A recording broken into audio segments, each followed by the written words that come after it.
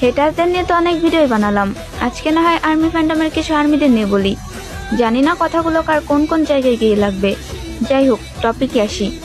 একটা হেটার বিটিএসের মেয়ে বললে তার প্রতিবাদ করার জন্য পুরো আর্মি ফ্যান্ডম আছে।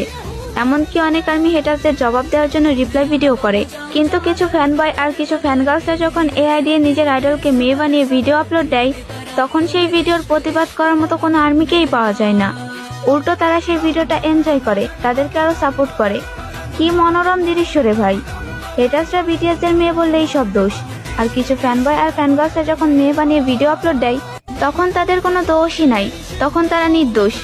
অফ, আমি তো ভুলেই গেছিলাম, তখন কিছু কিছু আর্মিদের চোখে কালো পট্টি লাগানো থাকে, তখন তারা চোখে দেখেই না।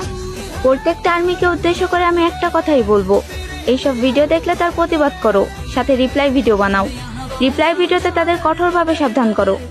আমি জানি এই ভিডিওটা পোস্ট করলে হয়তো অন্য ভিডিওগুলোর মতো গাইডলাইনে পড়বে, সাথে আইডিতে ওয়ার্নিং।